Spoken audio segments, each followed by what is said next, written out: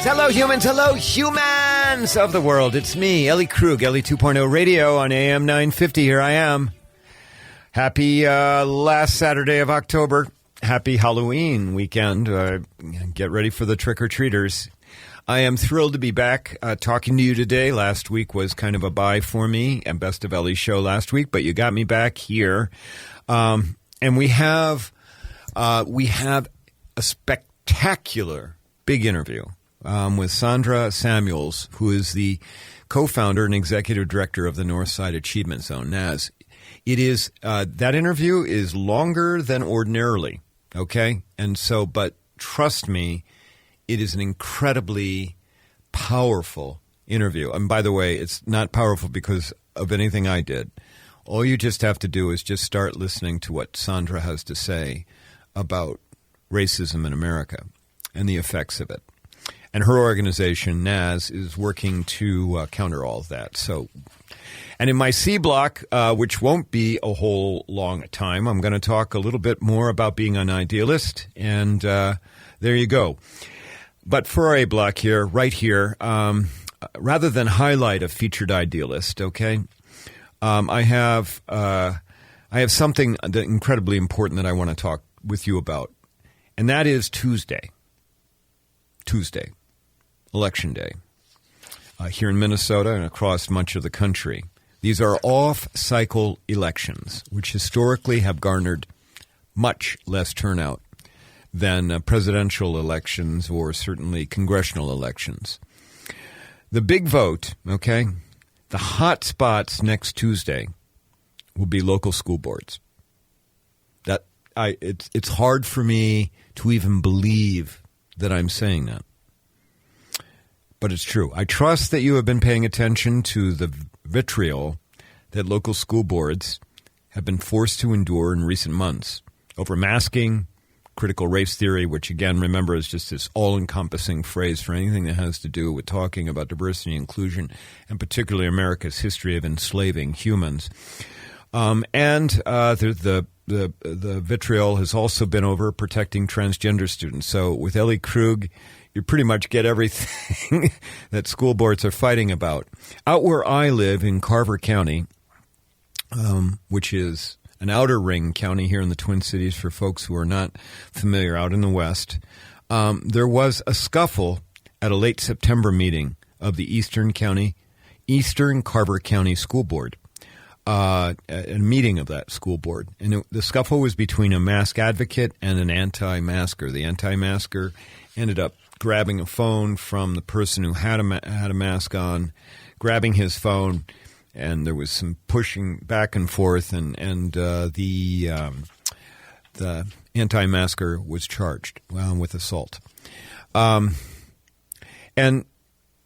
what Tuesday is all about, okay? What Tuesday is all about, it's about getting in place school board members, who will drive their school district to a far more conservative bend. And what will that conservative bend look like? Well, certainly it's going to look a lot like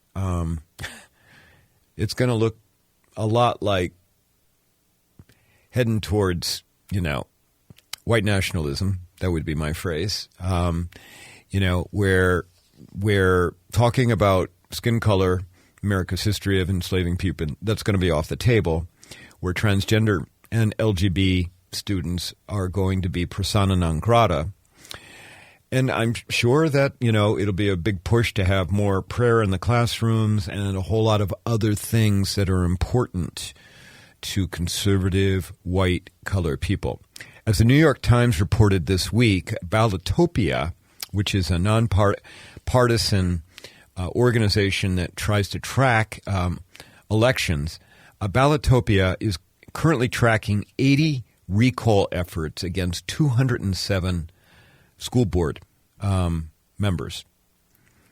So across the country, they're trying to recall existing school board members. And then for those who are terming out, and up for election again, then putting in their own candidates.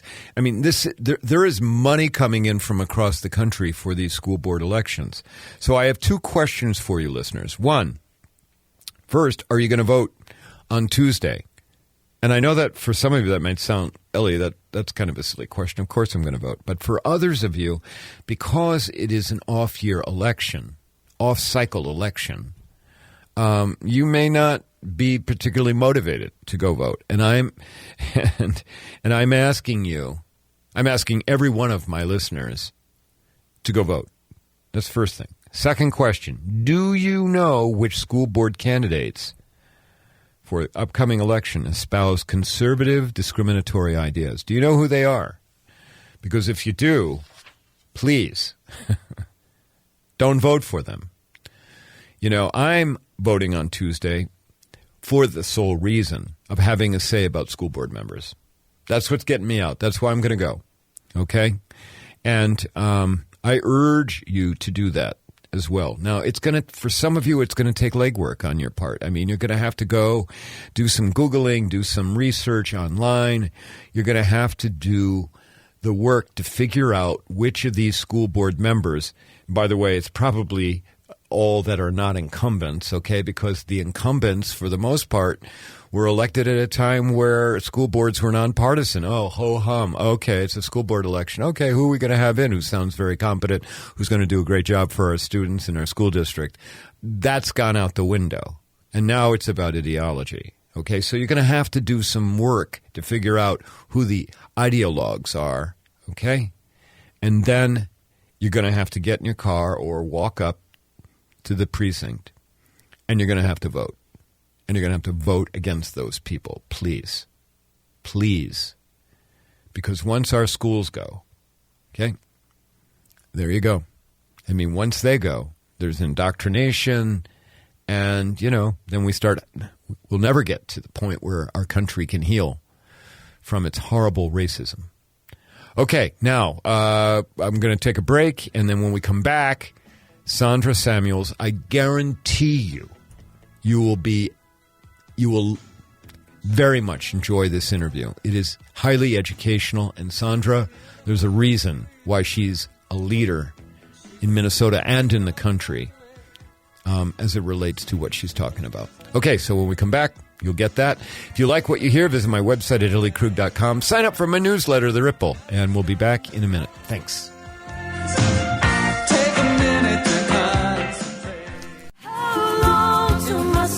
Gets it right. Will any human being ever reach that kind of light? I call on the resting soul of Galileo, king of night vision, king of insight. And we're back. Ellie 2.0 Radio. All right. Time for the big interview now. I have Sondra Samuels on the line. She is the executive director of the Northside Achievement Zone in Minneapolis. Sondra, welcome to Ellie 2.0 Radio.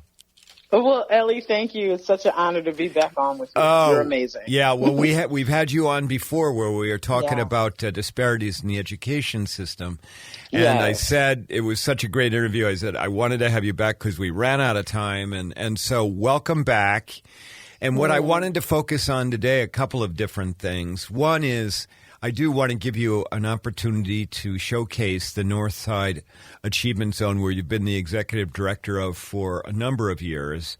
Can you tell us what NAS, your acronym, tell us what it does, okay? And and make sure at some point during our interview here, you tell us how we can help NAS, okay? Yeah, absolutely. All right. Thanks, Ellie. So NAS has been working on addressing inequity in terms of racial inequity in education and just life in general on the North Side for the last decade. I am a co-founder along with about 30 other nonprofit leaders. I'm the CEO of NAS, but we have nonprofit leaders in housing and in health and in jobs. And then the whole education pipeline, early childhood, EDs and CEOs of centers and schools, K through 12 schools, after school, summer programs, as well as colleges. And then the Northside Achievement Zone ourselves, we do a whole host of parenting education classes. and Papa classes for Black fathers and so on. But the main thing is that what we did was we said, okay, all of these nonprofits in North Minneapolis, and by the way, place matters. And so where the biggest disparities are is where we have to put the biggest insertion of effort, right? And so we all came together over a decade ago and said, you know what? I'm doing housing, you're doing early childhood, you're doing this. We are serving the same families, and we're not talking to each other. So NAS ultimately, Ellie, is about the adults in the sandbox playing well with each other and actually having the same goal, the Northside Achievement Zone, that all of our children graduate high school, college, and career ready and get through college, and that we transform the North Side into the asset that it really is, and that we do that together. All of the organizations that I'm talking about and all of those, that we no longer treat families and children as if they are divided parts, right? But we treat them as a whole. Okay. And so tell us, how big is NAS's budget? How many team members do you have that are part of the organization? Yeah, absolutely. So we have about 30 nonprofit partners, right? Which include schools. And our budget is $12 million. And with the $12 million, and when I say our budget, I'm talking, so all of my partners have their own budgets as well. Right. But we are a backbone organization.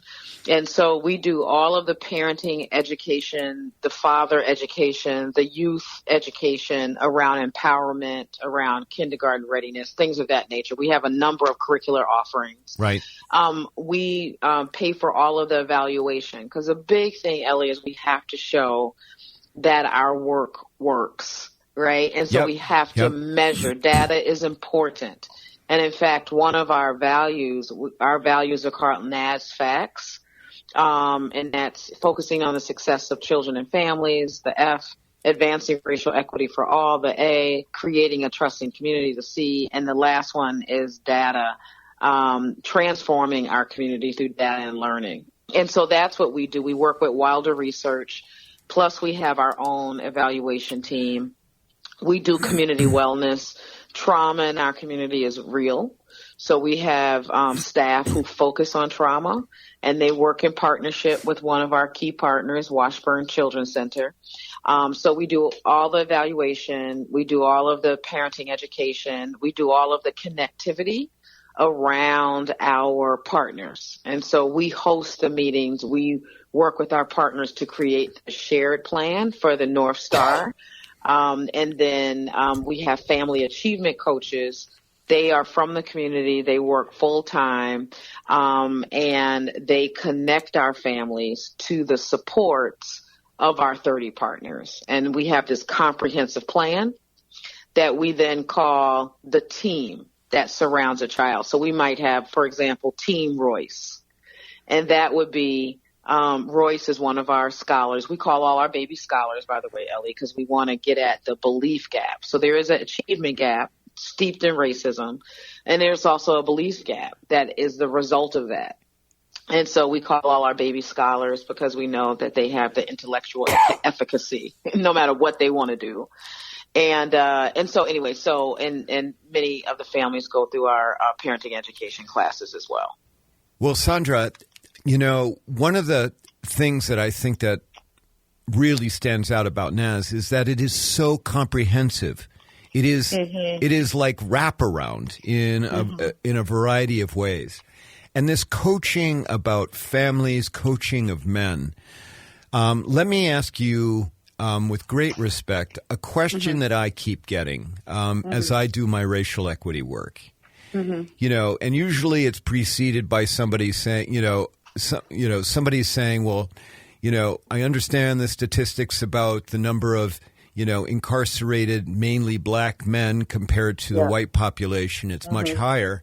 But that's always followed by the comment, but Ellie, what do we say about the fact that, you know, statistically it appears that black men are more violent. And so that's why more of quote unquote them are in prison.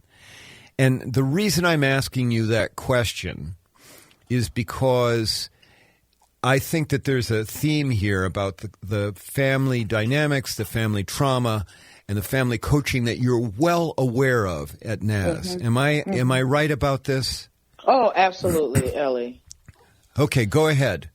Yeah, so it is such a great question. And I know that sentiment is out there, though I rarely get it, right? As a Black woman living in the middle of North Minneapolis, which is disproportionately an African-American community, right. That, by the way, suffers disproportionately from Black-on-Black violence. Right. And I say that I had moved to talking about community violence because we don't call white-on-white violence that, right? And right. It's far more white people kill other white people, but the disproportionality. And I can't stay away from calling it Black on Black because itself is a remnant, is a product of racism. And so let me say more about that, Ellie. Please do, Sondra. Please do. And I struggled with this from the time I was 14 and the first African-American young man in my community was murdered that I knew, murdered by another African-American young man. And I'm 55. And for like 20 years of my life, I was questioning, are we more violent? Why are we killing each other so much? I haven't seen a white person in a white hood come into our community ever. I just see it in the movies. But Ellie, as a big grown adult now who understands history and how we got to where we are, it has everything to do with the racism that America is steeped in. It is our foundation that we stand in. And so can I use George Floyd as an example? Please do.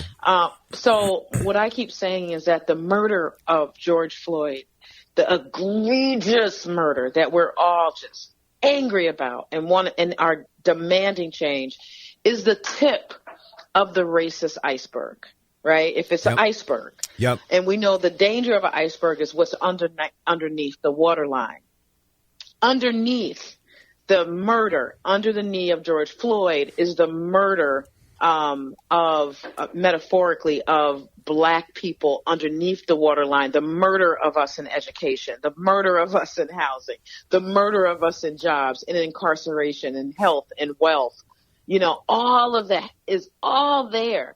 And so his story, George Floyd we have about close to 2,000 children who are part of the Northside Achievement Zone who are 0 to 18. Mm-hmm. That's George. Many of them have George's background, meaning his family, their history. They were sharecroppers in the South, slaves, of course, in the South, and then sharecroppers. His great-great-grandfather was actually one of those emancipated slaves who had great agency, and he bought a lot of land, and the family was moving up there. And the white people in the community, we keep hearing about this, right. About Black Wall Street and how that got all burnt up by white folks who were angry about the progress Blacks were making. Happened to George Floyd's family. And so they seized all of his property, burnt down all they had, and he was further back economically than he had been even, right after slavery, and never made it back again, right? And so his family stayed mired in poverty, American poverty, because of this color of their skin. And then they all moved to, I think George is from Texas, if I'm not incorrect. Houston, Houston, and his mom is single. They move into one of the most notorious housing projects. You know why they moved into a housing project, Ellie? Because that's what white folks did to Black folks back then. Yep. Okay, and we know now Cabrini Green in Chicago. Yes. We know now that stacking poverty on top of poverty on top of poverty doesn't work. And these are the same people, by the way, we made. So everybody on your show, Ellie, who's listening to the show, should see the documentary called 13, because that talks about the 13th Amendment. This is how you want to talk about Black men being locked up. It is baked into the systemic planned strategy of America. And the 13th Amendment talks about when slavery ended, Right. The amendment was no one will be in bondage unless they commit a crime. Commit a crime, right. Yep. So right after slavery, nobody has free labor anymore. And we're moving into the industrial age, right? And there's no free labor, which is why America is one of the richest countries on the planet. Because if I didn't have to pay my 50 employees, Ellie, we would be having some serious money because the majority of my budget goes to my people. So anyway, so America passes that. So then all of these, the rail industry, the train, and the railroads, and all of these other industries, steel industry, the textile industry, they needed workers. So with that amendment, it's like, okay, we can't have them in bondage unless they commit a crime. So everything became a crime. So if you stole a pig, that was a felony, okay? And you would get locked up. If you whistled at a white woman or she felt disrespected in any way, that was a crime. You got locked up. I mean, our loitering laws. Yeah, and I'm going, our loitering law, and I'm going too deep. But everything. So we created this culture of incarceration. And of course today, and they were used to build industry. So because slavery went away, slavery put on a new skin like a snake. And that's when we got that. That legacy goes right through George Floyd's family. And again, he's an archetype of many of the black males who are in our program. So now his mother is living in the equivalent of Cabrini Green. George has a dream of being a Supreme Court justice. But George is in a housing project, and he is served by failing schools all around him and people who have the same history as him, and they're all poor. He learns quickly that he ain't in no kind of pipeline to become a Supreme Court justice. Just basically based on the school system, the failing school system, which still happens today. Like, this is not history. This is present. So George then, I'm a black male. Let me get into sports. I'm a big guy. Right. That's the one area we've allowed black people to play in, right? And so he tries to do that. He does some basketball and things of that nature, but he ain't making it to the NBA. And so George is no education, no future, no dad, right? And again, and by the way, under Reagan, and I'm sure his dad, and I don't know this, but I'm just making it up for the kids that I know in my community. Under Reagan, 3 strikes you're out, not for violent crimes, Ellie, but it's because you could have had weed. Right. George, of course, we know, for $10 bag of weed, he got incarcerated for 10 months. Okay, like that. We know that happened to him. And we know what happens when we put young boys in jail, that they actually become better criminals when they're in there and they're hopeless. And then, what happens when they get out, Ellie? Nobody will rent to you. Yep. You can't get a college loan, and you can't get a job, right? So what do you do? And again, Reagan locked up a whole heap of black folks. Nonviolent crime, drug offenses.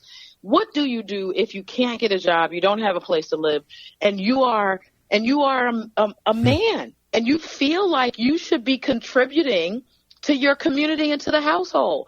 Then you're going to go to an economy if you're smart. And what we have created in our inner cities are underground economies, yep. Right? So then what happens is you get into this vicious cycle. And of course, Reagan's administration also dropped crack cocaine into our neighborhoods, like knowingly allowed crack cocaine in exchange for the weapons that were given to the Contras to be dropped with a blind eye in the middle of black communities. And we all know that, and Ellie, I am a baby of the crack era.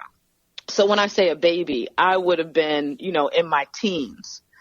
I watched my community get decimated.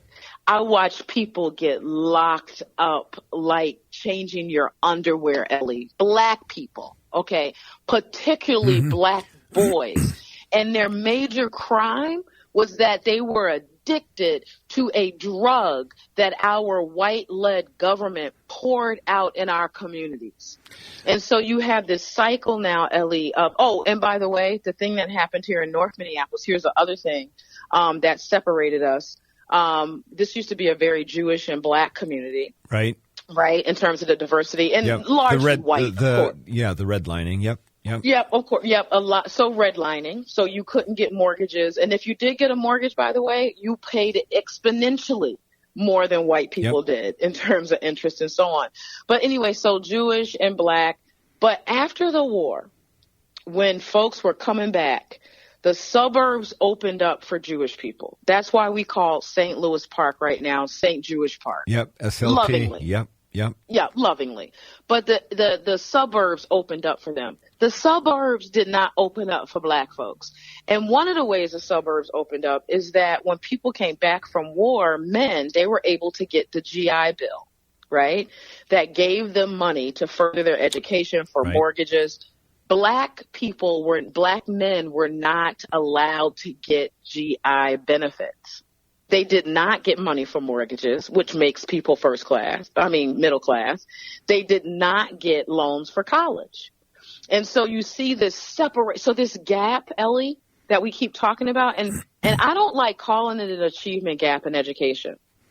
I'm calling it now the opportunity gap in education and housing and income and wealth and that gap where white folks do so well and black folks I'm changing my language, where white folks are given so many opportunities and black folks are given so little. That's the gap, Ellie. Okay. That is the gap. Sondra, I got to stop you because we got to take a break, okay? Yeah.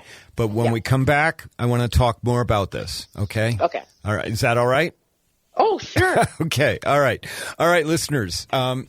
You and I have been getting an education, the education that we need, from our guest, Sondra Samuels, the executive director of the Northside Achievement Zone. When we come back from our break, we're going to talk to her a little bit more. You're listening to me, Ellie Krug, on Ellie 2.0 Radio, one of the few radio stations in the country that tell you the way it is. Thanks.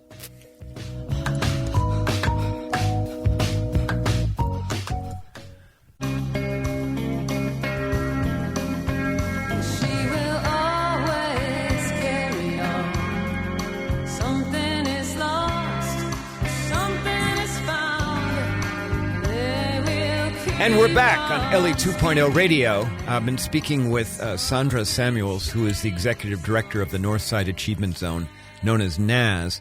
And we were talking about how everything that America has done to people who are black in skin color weighs on them and shows up in a variety of ways that we're dealing with today in 2021. Sondra, I wanted to particularly focus on we've been talking, we started down this road, and I am so thankful for your great explanation about George Floyd and how he's symbolic of what America has done to black people, but particularly to black men. But one of the things you're doing is you've got this, this family counseling, this parenting education, particularly for men. Tell us, how does that counter what America has done to the black community? Yeah. So thank you, Ellie. Great question. So we have a curricular offerings called Family Academy, right? That we have, and we have like 5 or 6 offerings. College Bound Babies program for parents who have children 0 to 3, and it's 12 weeks. And they get paid, by the way. They get a stipend. And that's the other thing. We pay for all of our classes. We give stipends to families. Okay. Because as a community, we want them to know this is so important to us as a community, not just you and your child, but to all of us, because we're all in this together, right? Right. We understand how interconnected we all are. Ellie, across all races. But anyway, interconnection. Yep. Go ahead. yeah, totally. And so, so college-bound babies, Ready for K, and that's an 8-week program, college-bound scholars. But then we have an empowerment class called NAS Foundations. And it's the same type of program that like the Jeremiah program that focuses on women. Yep. And getting them into the workforce. They give them housing and so on. But you can't even get into the Jeremiah program if you haven't taken their empowerment series of classes, which is usually like, I think, 8 weeks as well. And so we do that at NAS, and it's all about, it's kind of a cognitive restructuring, and it gets at people's core hurts. Right. Because, you know, Ellie, the biggest thing that nobody can sabotage us better than we can ourselves. Well, the message from society to people who aren't white is that you are lesser. Yes. That is the message from the moment you can watch TV, right? From the time you can, you're soaking it in all the time. Yep. And so that is actually what this, our foundations class about, and what they do at Jeremiah.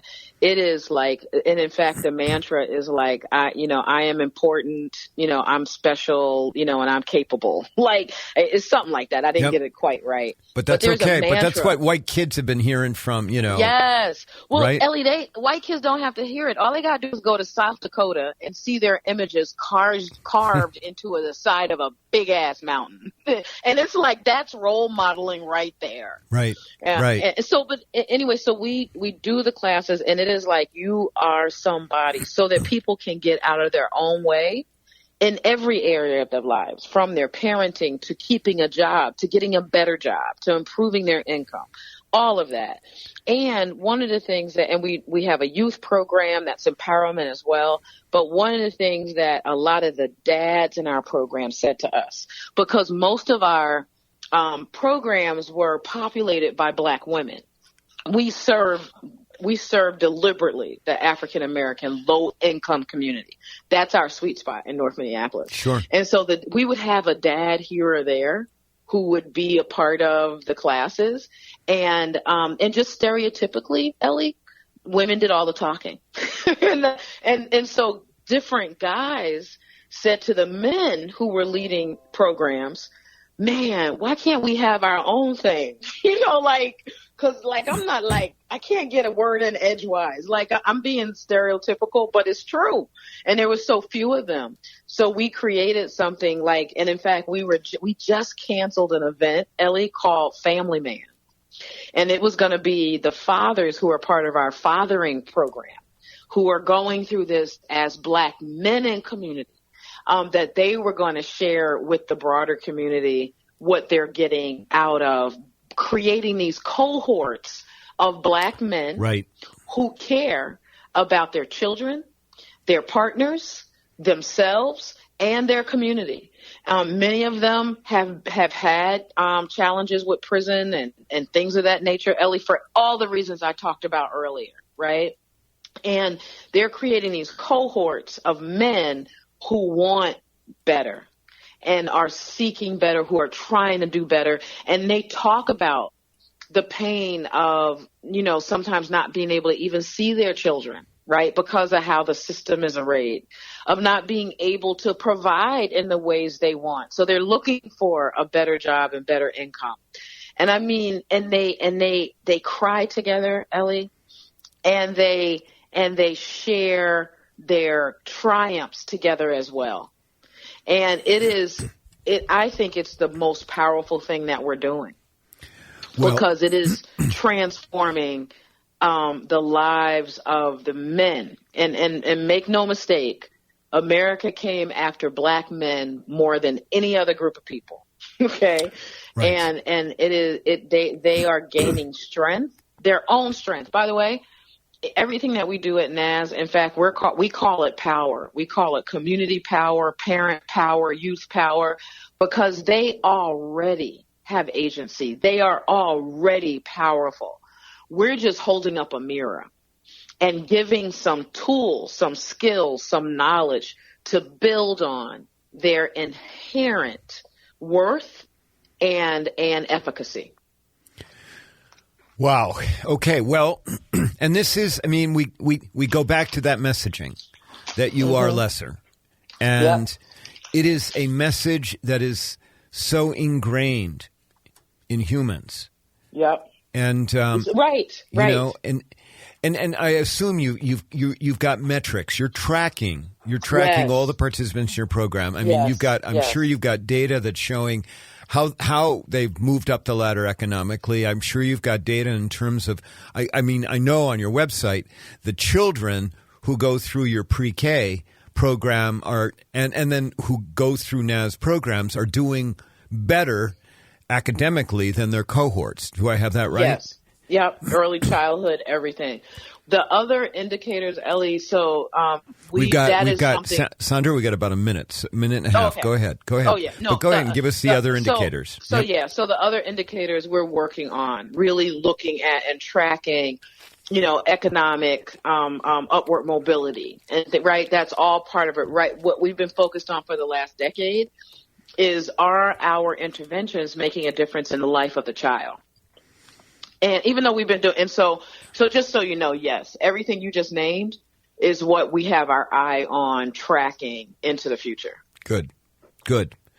Well, Sondra, you and I could talk for, I think, a couple of hours, but unfortunately I've got to get to a couple of other things on the show. But NAS, if somebody wants to support NAS, what do they do? How do they get to it? Go to our website, because they can sign up for newsletters there, Ellie, because it's real important just to stay connected and know what we're doing. Like, we're having a treat or trunk event tomorrow at Big Brothers Big Sisters here on the North Side, and we were looking for volunteers to open up their trunks with treats. and we're also doing a Family Academy graduation at the same time. So if they were on our email list, they would have known that was an opportunity. So that's one. All right. Yeah. So and then the other one is just to website. give. The website is northsideachievementzone.org. Yes. Yep. Okay. Absolutely. Right. And then they can make donations. They can give as well. Yes, right? absolutely. Okay. Always need that. All right. Well, Sondra, it has just been a real pleasure to talk with you. And I'm going to have you back again. I guarantee it. Okay? Okay, Ellie. Thank you so much. I adore you. Oh, well, it's reciprocal. Trust me. Okay, listeners, we've been speaking with Sondra Samuels, the executive director and co-founder of the Northside Achievement Zone. Go check out their website, NorthsideAchievementZone.org. All you have to do is just Google NAS Minneapolis and you'll get it. When we come back from the break, we'll do my C block, very compressed one. We'll be back in a second. Thanks.